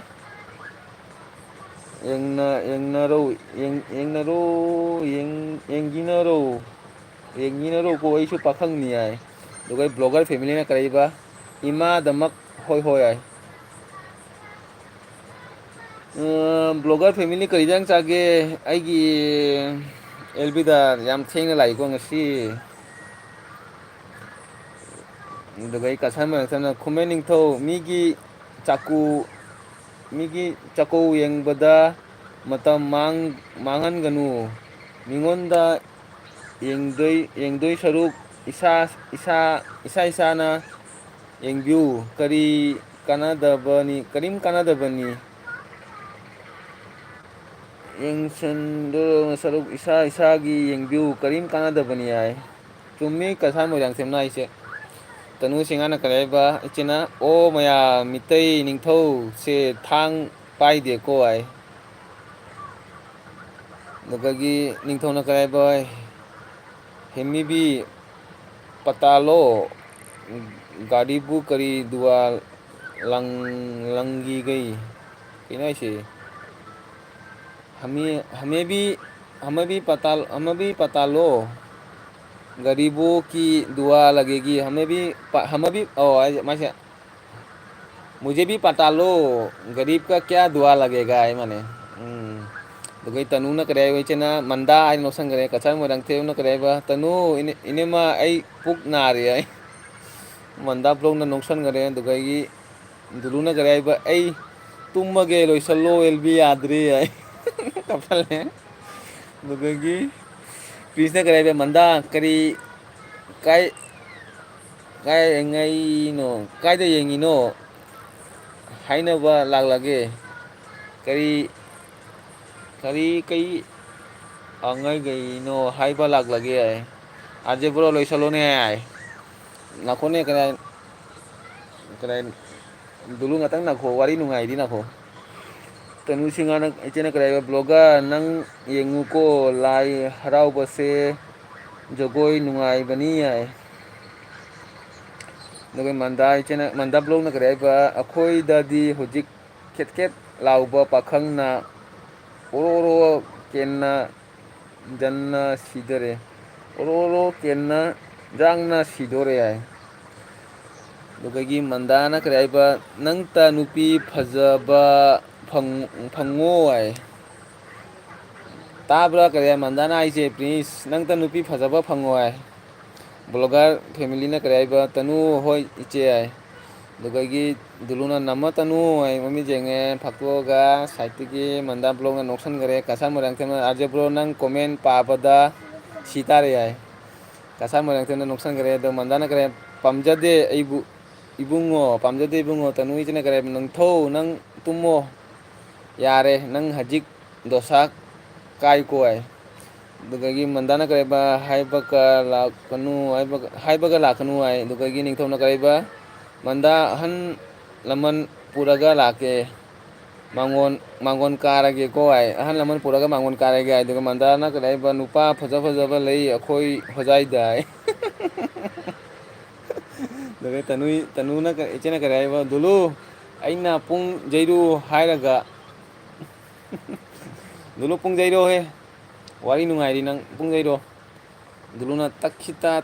ꯍꯥꯏꯅ ꯌꯩꯔꯦ comment ꯂꯣꯏꯈꯔꯦ ꯑꯁ ꯋꯥꯔꯤ ꯅꯨꯡꯉꯥꯏꯈꯔꯦ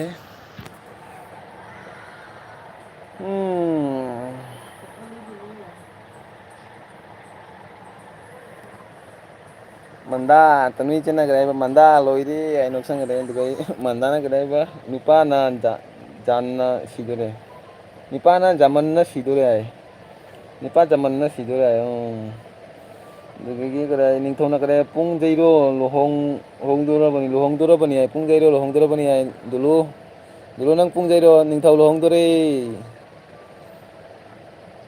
ꯇꯅꯨ ꯏꯆꯦꯅ ꯀꯔꯤ ꯍꯥꯏꯕ ꯃꯟꯗꯥ ꯅꯪ ꯍꯣꯖꯥꯏ ꯀꯥꯏꯒꯤꯅꯣ ꯍꯥꯏ ꯇꯅꯨ ꯏꯆꯦꯁꯨ ꯍꯣꯖꯥꯏꯒꯤꯅꯤ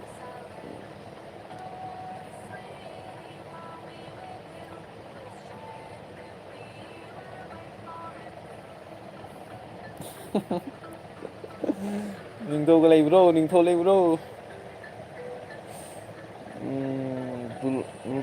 Dul Pukri Kalakun, Dul Pukri Kalakun ay mana, Dul Pukri Kalakun. Dugagi kasama yang tana tanu nama nangbu cahi kya pharagi ay. Mama, kaino ne cahi ga hangjali sina kaino ne nang kara kasama yang tanu tanu ichegi. Dugagi kara prince na kara ba Ningthau ga Mandaga lohong turi mane. Dulu na kara ba. Ay tumage arja bro, duty lay ayuk nipandagi ay. Ay su duty lay ye. Dulu nang su henjalakan wa ji. Pung jai wai ta dro. Dugagi kara Ningthau na kara ba ay pakhang pure ni ko ay, pakhang pure ni ay mase. Nang nupi manga ko nya di hari du dina, pakhang pure kumai ho di ge nang bo. Nupi manga tanu ko nya di hari du di. Tanu ichena kara ba oh isu ho jai gi ni Kalinagar gi hojikpu di Gujarat ta lay ay. Dugai mandap dong na pamjade Ningthau ga. Ningthau ni ne manda pamjadro Ningthau ni ne ma. As raja hai ka magi praja miyam lay do nang khangdro. Ningthau ga lay oi nungai ni sana makon miyam phangni nang su. Dugai kasai mo nang temna ha hai nung sang gare dugai mandana tumin lay gare. Dugai tanu ichena 35 laisabi moirang. Iche tanu 35 bro.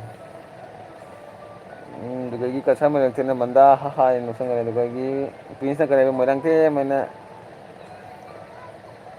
mana jang nokpo da si jai. Kasai mo nang tanu ini man oh my god. Angang ni he ai. Tanu iche ga kasai mo nang te ga noi se kare. Kaino na tro ne. Noi kare kai hai na ge kau thok kare da. Noi kau kare kaino ma hai no kau thok re no. Dugai mandana oh hai. Dugai mandana kare oidaba Ningthau ai re. Oh Ningthau nang oidare ai ye mandana. Ningthau nang yadare oidaba hai re mandana nang pakhang ni ga ai. Pakhang sak sak na pakhang nang bu oidare ga ai re ne. Nang kwa pami ga kare ai. Kare kwa pami na tine.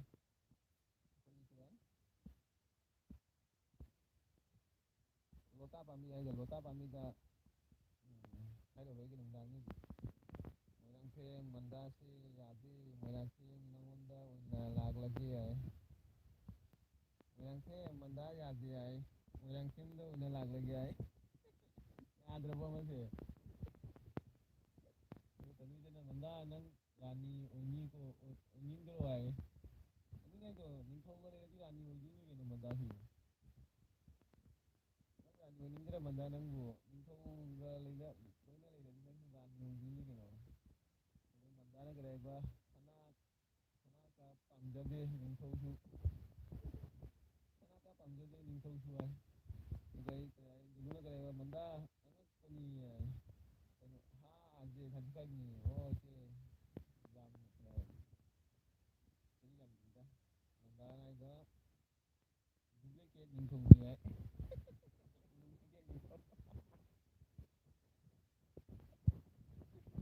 Duplicate Ningthau.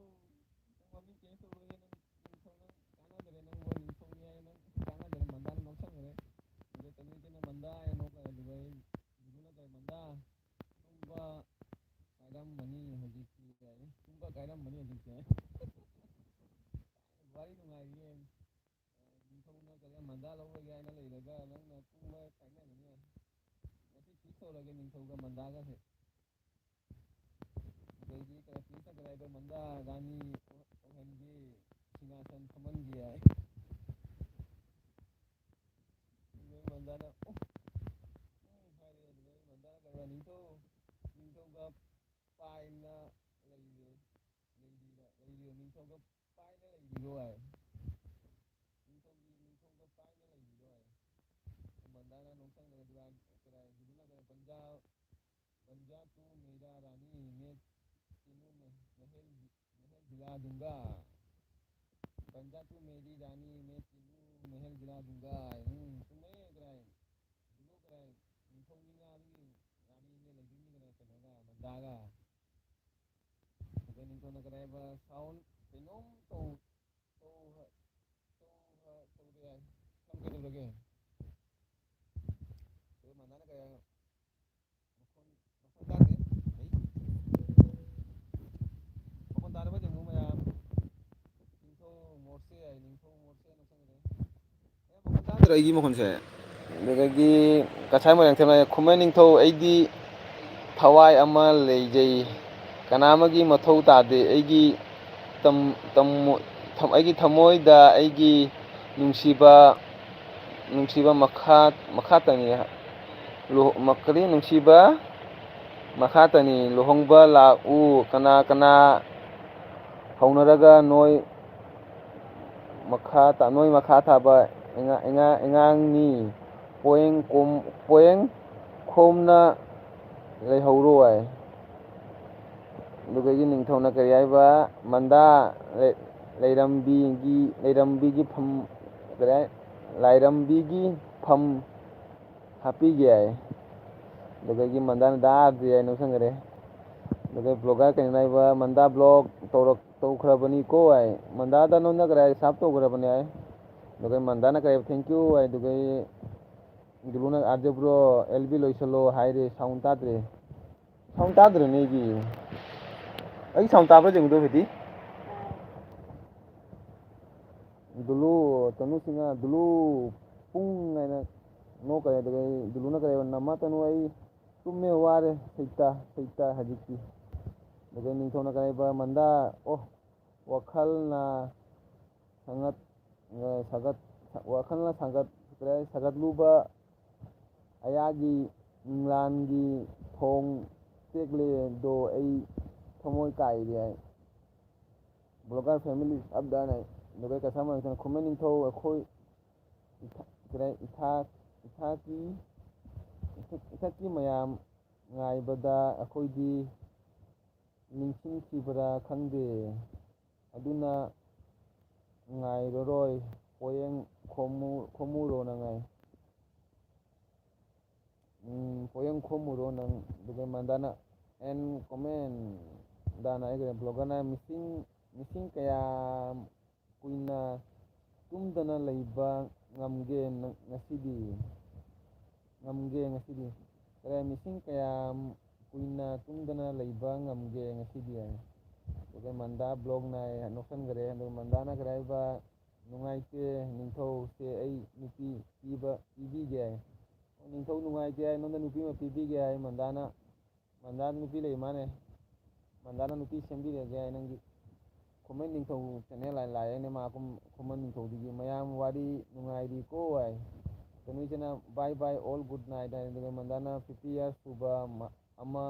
ꯑꯃ ꯂꯩ ꯍꯥꯏ ꯍꯣꯏ ꯃꯥ ꯀꯩꯅꯣ ꯍꯥꯏꯁꯤꯕꯨ ꯆꯍꯤ ꯌꯥꯡꯈꯩ ꯁꯨꯔꯦ ꯍꯥꯏꯅꯦ ꯀꯔꯤ ꯅꯤꯡꯊꯧ ꯂꯧꯒꯦ ꯍꯥꯏꯔꯣ ꯉꯁꯥꯏ ꯃꯣꯏꯔꯥꯡꯊꯦꯝ ꯅꯃ ꯇꯅꯨ ꯍꯥꯏ ꯅꯣꯛꯁꯟꯈꯔꯦ ꯑꯗꯨꯒ ꯑꯩ ꯗꯨꯂꯨꯅ ꯕꯥꯏ ꯕꯥꯏ ꯒꯨꯗ ꯅꯥꯏꯠ ꯄꯨꯡ ꯑꯃ ꯇꯥꯔꯦꯀꯣ ꯂꯣꯏꯁꯤꯜꯂꯁꯤ ꯉꯥꯛꯇꯪ ꯂꯩꯔ ꯂꯣꯏꯁꯤꯜꯂꯒꯦ ꯑꯗꯩ ꯈꯨꯃꯟ ꯅꯤꯡꯊꯧ ꯆꯦꯅꯦꯜ ꯃꯟꯗꯥ ꯄꯥꯝꯃꯤ ꯍꯥꯏ ꯅꯪ ꯀꯗꯥꯏ 50 yearsꯀꯤ ꯅꯨꯄꯤ ꯄꯥꯝꯕ꯭ꯔꯥ ꯍꯥꯏꯁꯦ ꯍꯣꯏ ꯃꯥ ꯅꯤꯡꯊꯧ ꯅꯪ ꯑꯩꯈꯣꯏꯒ ꯀꯗꯥꯏ ꯇꯜꯂꯦꯀꯣ ꯅꯪꯕꯣ 50 yearsꯀꯤ ꯅꯨꯄꯤꯒ ꯄꯥꯝꯃꯤ ꯍꯥꯏ ꯇꯜꯂꯦ ꯅꯪ ꯄꯥꯈꯪꯅꯤꯒ ꯍꯥꯏ ꯅꯪ ꯑꯂꯤꯕ ꯄꯥꯈꯪ ꯑꯣꯏꯔ ꯃꯥꯅꯦꯕꯣ ꯑꯗꯨꯗꯒꯤ ꯃꯟꯗꯥ ꯕ꯭ꯂꯣꯛꯅ ꯋꯥꯅ ꯅꯣꯛꯁꯟꯈ꯭ꯔꯦ ꯃꯟꯗꯥ ꯕ꯭ꯂꯣꯛꯅ ꯍꯩꯖꯤꯟꯈ꯭ꯔꯦ ꯃꯁꯤꯡꯁꯦ ꯀꯩꯒꯤꯅꯣ ꯈꯪꯗꯦ ꯑꯥꯔꯖꯦ ꯑꯦꯜ ꯕꯤ ꯑꯣꯐ ꯀꯔꯣ ꯅꯤꯡꯊꯧ ꯃꯩ ꯍꯧꯔꯦ ꯍꯥꯏ ꯃꯟꯗꯥ ꯕ꯭ꯂꯣꯛꯅ ꯅꯣꯛꯁꯟꯈ꯭ꯔꯦ ꯈꯨꯃꯟ ꯅꯤꯡꯊꯧꯅ ꯃꯟꯗꯥ ꯆꯠꯈꯤꯅꯨ ꯍꯥꯏ ꯑꯗꯨꯒ ꯄ꯭ꯂꯤꯁ ꯅꯪ ꯊꯣꯛꯍꯧꯔꯣꯀꯣ ꯆꯠꯂꯦ ꯇꯥꯍꯧꯔꯣ ꯆꯠꯂꯦ ꯍꯥꯏ ꯑꯗꯨꯒ ꯃꯟꯗꯥꯅ ꯇꯨꯠ ꯍꯥꯏ ꯈꯨꯃꯟ ꯅꯤꯡꯊꯧꯅ ꯀꯔꯤ ꯍꯥꯏꯕ ꯖꯨꯗ ꯈꯪꯗꯦ ꯑꯩ ꯃꯟꯗꯥ ꯂꯧꯗꯣꯏꯅꯤ ꯍꯥꯏ ꯖꯨꯒ ꯈꯪꯗꯦ ꯃꯟꯗꯥ ꯂꯧꯗꯣꯔꯤꯅꯤꯒ ꯍꯥꯏꯅꯩ ꯍꯣꯏ ꯃꯥ ꯑꯗꯨꯒ ꯗꯨꯂꯨꯅ ꯃꯟꯗꯥ ꯍꯥꯏꯅ ꯀꯩꯅꯣ ꯃꯟꯗꯥꯅ ꯅꯣꯛꯁꯟꯈ꯭ꯔꯦ ꯃꯟꯗꯥꯅ ꯊꯪ ꯈꯪꯉꯨꯒ ꯍꯥꯏ ꯊꯥꯡ ꯆꯥꯗꯣꯔꯦ ꯅꯪ ꯃꯟꯗꯥꯒꯤ ꯃꯈꯨꯠꯇ ꯅꯤꯡꯊꯧ ꯃꯟꯗꯥ ꯅꯪ ꯂꯥꯏ ꯁꯟꯖꯔꯣ ꯂꯥꯏ ꯁꯣꯟꯒꯣꯟꯗ ꯁꯣꯟꯖꯔꯣ ꯑꯩꯅꯗꯤ ꯑꯗꯨꯝ ꯂꯧꯒꯗꯕ ꯂꯩꯔꯕꯅꯤ ꯌꯥꯏ ꯑꯗꯨꯗꯒꯤ ꯃꯟꯗꯥꯕ꯭ꯂꯣꯡ ꯑꯩ ꯏꯟꯖꯥꯡꯅ ꯅꯨꯄꯥ ꯅꯨꯄꯥ ꯌꯥꯡꯅ ꯀꯣꯏꯍꯧꯔꯒꯦ ꯑꯗꯨꯗꯤ ꯃꯥ ꯅꯨꯄꯥ ꯀꯣꯏꯍꯧꯔꯒꯦ ꯍꯥꯏ ꯑꯗꯨꯗꯤ ꯑꯗꯨꯒ ꯑꯩ ꯀꯁꯥꯔ ꯃꯣꯏꯔꯥꯡꯊꯦꯝꯅ ꯉꯁꯤꯒꯤ ꯑꯦꯜꯕꯤꯁꯤꯗꯤ ꯈꯨꯅꯨꯡꯉꯥꯏꯁꯤꯗꯤ ꯂꯣꯏꯌꯦ ꯌꯥꯏ ꯑꯗꯨꯒ ꯗꯨꯂꯨꯅ ꯀꯔꯤ ꯃꯟꯗꯥ ꯑꯩꯕꯨ ꯀꯣꯏ ꯍꯧꯔꯛꯏ ꯃꯟꯗꯥ ꯑꯩꯕꯨ ꯀꯣꯏ ꯍꯧꯔꯛꯑꯣ ꯍꯥꯏ ꯀꯣꯏ ꯍꯧꯔꯛꯑꯣ ꯀꯁꯥꯔ ꯑꯥꯔꯖꯦ ꯕ꯭ꯔꯣꯅ ꯀꯣꯃꯦꯟ ꯄꯥꯕꯁꯤꯗꯤ ꯅꯩꯔꯦ ꯍꯥꯏ ꯑꯗꯨꯒ ꯃꯟꯗꯥꯅ ꯀꯔꯤ ꯍꯥꯏꯕ ꯅꯣꯛꯁꯟ ꯉꯛꯇꯅꯤꯁꯤꯅ ꯗꯨꯂꯨ ꯅꯤꯡꯊꯧ ꯄꯨꯒꯔꯣ ꯃꯥ ꯍꯧꯖꯤꯛ ꯅꯨꯄꯤꯅ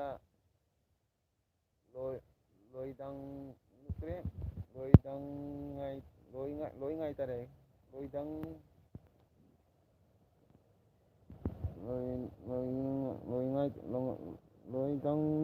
ꯂꯣꯏꯗꯪ ꯇꯥꯔꯦ ꯍꯥꯏꯌꯦ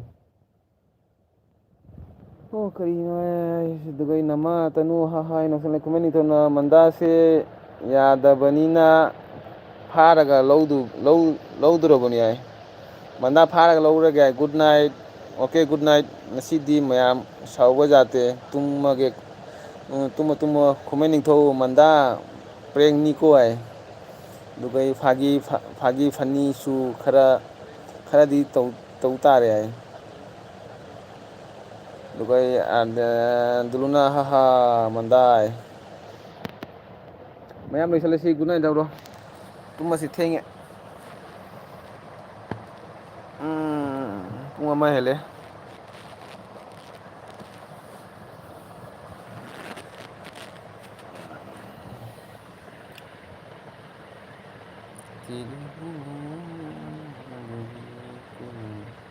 ꯗꯥꯔꯖꯦ ꯕꯥꯏ ꯃꯟꯗꯥ ꯒꯨꯗ ꯅꯥꯏꯠ ꯇꯨꯝꯃꯣ ꯊꯦꯡꯉꯦ ꯕꯥꯏ ꯕꯥꯏ ꯈꯨꯃꯟ ꯅꯤꯡꯊꯧꯅ ꯕꯥꯏ ꯕꯥꯏ ꯇꯧꯔꯦ ꯑꯗꯨꯗꯒꯤ ꯗꯨꯂꯨꯅ ꯀꯔꯤ ꯃꯟꯗꯥ ꯑꯩ ꯚꯤꯗꯤꯑꯣ ꯌꯦꯡꯉꯨꯀꯣ ꯍꯥꯏ ꯑꯗꯨꯒ ꯀꯁꯥꯔ ꯃꯣꯏꯔꯥꯡꯊꯦꯝꯅ ꯕꯥꯏ ꯕꯥꯏ ꯃꯟꯗꯥ ꯇꯅꯨ ꯁꯤꯁꯇꯔ ꯕꯥꯏ ꯕꯥꯏ ꯑꯗꯨꯗꯒꯤ ꯗꯨꯂꯨꯅ ꯕꯥꯏ ꯕꯥꯏ ꯑꯥꯔꯖꯦ ꯕ꯭ꯔꯣ ꯒꯨꯗ ꯅꯥꯏꯠ ꯗꯨꯂꯨ ꯇꯨꯝꯃꯣ ꯇꯅꯨ ꯏꯆꯦꯅ ꯕꯥꯏ ꯕꯥꯏ ꯍꯥꯏꯔꯦ ꯑꯗꯨꯗꯒꯤ ꯀꯁꯥꯔ Moirangthem good night and morning ꯍꯥꯏ ꯃꯟꯗꯥ ꯕ꯭ꯂꯣꯛꯅ ꯅꯤꯡꯊꯧ ꯕꯥꯏ ꯍꯥꯏꯔꯦ ꯈꯨꯃꯟ ꯅꯤꯡꯊꯧꯅ ꯕꯥꯏ ꯃꯟꯗꯥꯅ ꯃꯣꯏꯔꯥꯡꯊꯦꯝ ꯕꯥꯏ ꯃꯟꯗꯥ ꯕꯥꯏ ꯃꯌꯥꯝ ꯕꯥꯏ ꯃꯌꯥꯝ ꯑꯩꯒꯤ ꯑꯦꯜꯕꯤꯗ ꯊꯦꯡꯅ ꯂꯥꯛꯄꯒꯤꯗꯃꯛꯇ ꯍꯥꯏꯅꯤꯡꯉꯥꯏ ꯂꯩꯇꯅ ꯊꯥꯒꯠꯆꯔꯤ ꯉꯁꯤꯒꯤ ꯑꯣꯏꯅꯗꯤ ꯂꯣꯏꯁꯤꯜꯂꯒꯦꯀꯣ ꯃꯌꯥꯝ ꯁꯥꯎꯅꯨꯀꯣ ꯑꯩꯅ ꯉꯁꯤ ꯊꯦꯡꯅ ꯑꯦꯜꯕꯤ ꯊꯥꯏ ꯍꯥꯏꯅ ꯃꯇꯥꯡꯁꯤꯗ ꯂꯣꯏꯁꯤꯜꯂꯒꯦ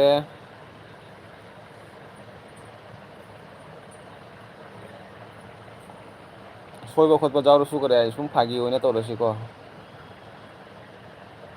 ꯑꯇꯩ ꯇꯧꯔꯒ ꯑꯦꯅꯤ ꯇꯥꯏꯝ ꯐꯨꯜ ꯁꯄꯣꯔꯠ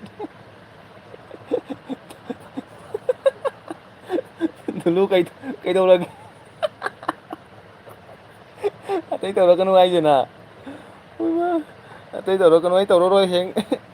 ꯑꯇꯩ ꯇꯧꯔ ꯑꯩ ꯊꯥ ꯑꯃꯒꯤ ꯃꯇꯨꯡꯗ ꯇꯧꯔꯛꯀꯦꯀꯣ ꯑꯦꯅꯤ ꯇꯥꯏꯝ ꯐꯨꯜ ꯁꯄꯣꯔꯠ ꯀꯁꯥꯔ ꯃꯣꯏꯔꯥꯡꯊꯦꯝ ꯊꯦꯡꯀ꯭ꯌꯨ ꯀꯁꯥꯔ ꯃꯣꯏꯔꯥꯡꯊꯦꯝ ꯌꯥꯝ ꯊꯦꯡꯅ ꯑꯩꯒꯤꯗꯃꯛꯇ ꯂꯩꯕꯤꯕꯒꯤꯗꯃꯛꯇ ꯃꯌꯥꯝ ꯄꯨꯝꯅꯃꯛꯄꯨ ꯊꯦꯡꯀ꯭ꯌꯨ ꯑꯗꯨꯒ ꯑꯩ ꯗꯨꯂꯨꯅ ꯃꯃꯤꯡ ꯂꯩꯇꯅ ꯈꯨꯃꯟ ꯅꯤꯡꯊꯧꯅ ꯑꯩꯗꯤ ꯇꯧꯔꯛꯀꯅꯤ ꯍꯥꯏ ꯃꯌꯥꯝ ꯂꯣꯏꯁꯤꯜꯂꯒꯦꯀꯣ ꯕꯥꯏ ꯕꯥꯏ